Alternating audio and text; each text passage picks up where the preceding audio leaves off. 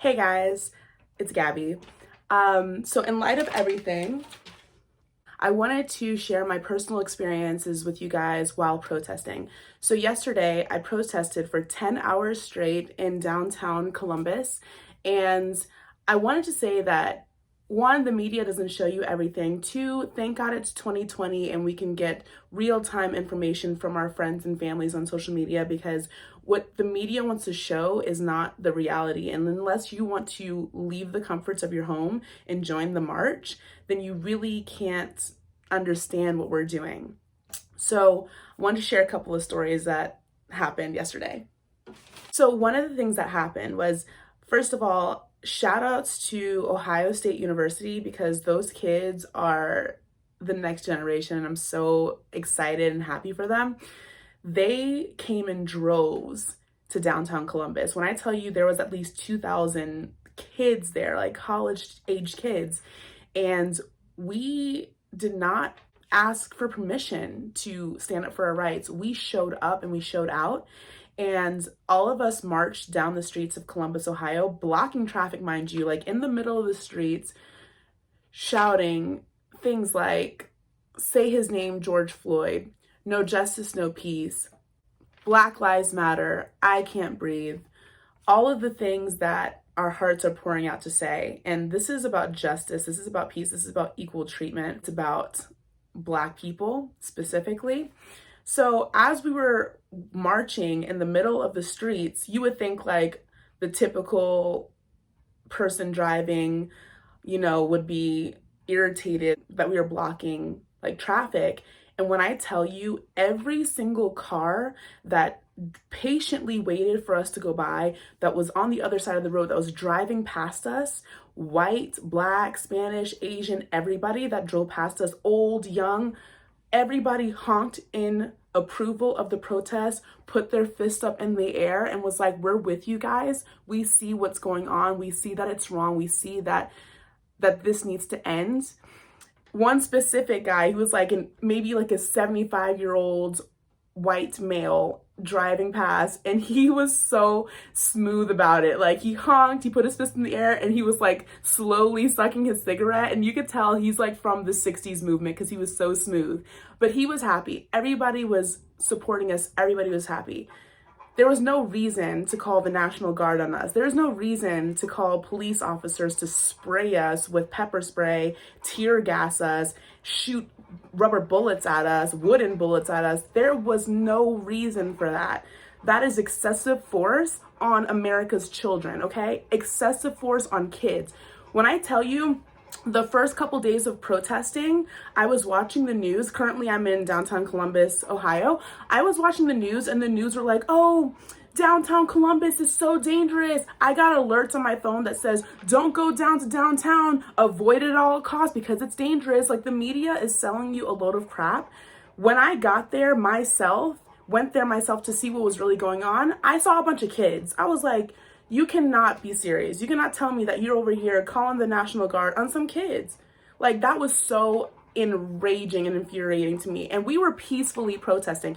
I don't know if you guys know or not, but this is America. We're allowed to protest. We're allowed to march and stand for something. It is our right as an American citizen. It is our right.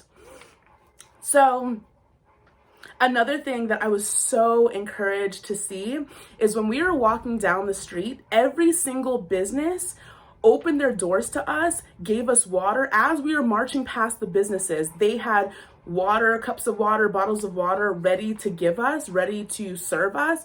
Some businesses even let us use their store as a safe haven. So if we wanted to take a break from the heat, we were allowed to go in, sit there, relax in the AC. They had a whole buffet, okay? Some of these businesses are so for the protest that they had a whole buffet of food for us to eat. Hello. Things that the media doesn't tell you. Oh, they're burning down every building. Oh, it's a mess. Oh, mayhem. Like, no, get out of your house, go march in your local city and find out for yourself. Don't listen to all this craziness and misinformation that the media is showing you. I was there. I'm telling you what happened. Firsthand experience. So we go to these businesses, they have a whole buffet of food, everybody's in there relaxing, taking a break, people are marching. When you're done, you just join the march again. All day. Like, there's people there all day, kids all day. Like, we should not leave this burden on America's children.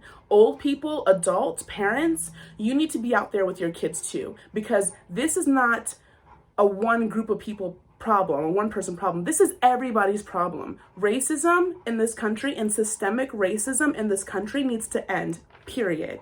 We don't need to be fighting this by ourselves. Everybody should join the fight. And there's resources on my Instagram at Gab the Guru where you can find out where to donate, how to help.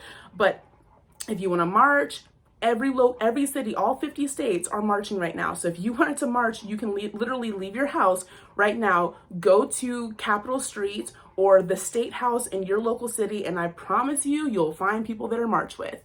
Get out your house, get out your comfort zone and go. I'm not from Columbus, Ohio. I happen to be quarantined here. So I was like, I'm not gonna sit here uncomfortable and be like, oh, make excuses like, I don't really wanna march today. Like, let me tell you what marching has done so far in this country. Marching has, one, arrested the first murdering cop and gave him third-degree murder, which is not enough.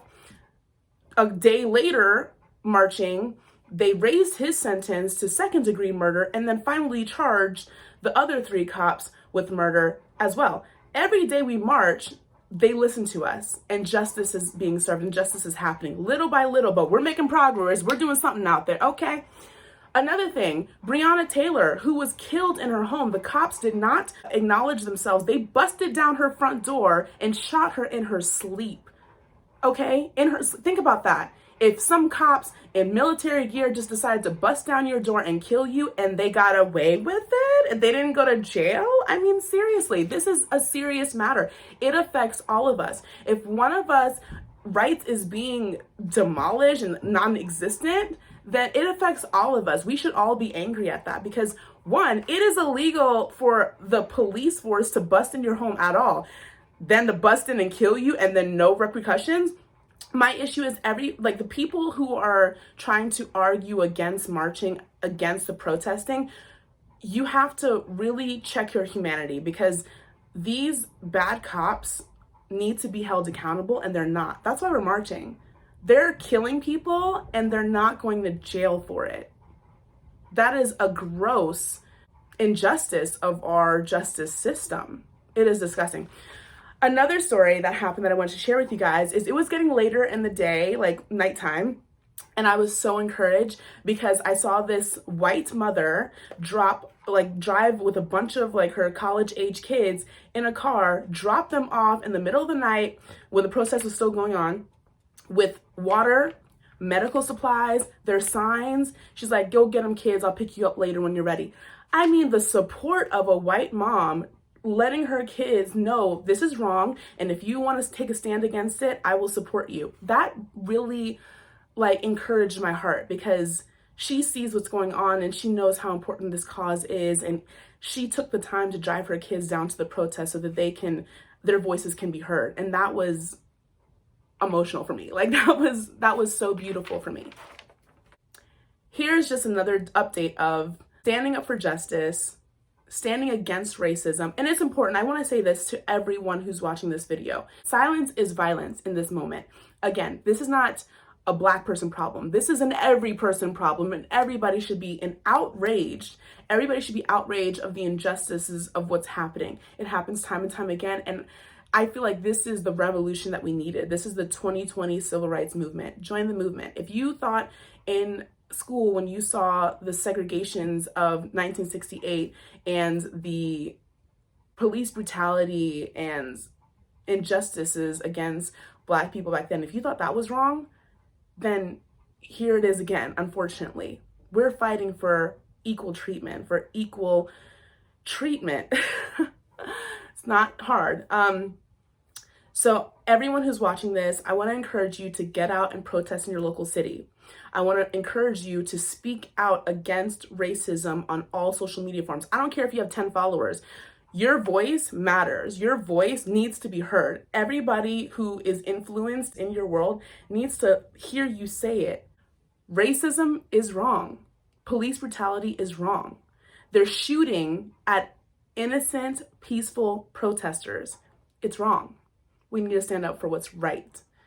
So I'm going to be on my way to another protest. If you're in Columbus, holla, and let's get it, guys.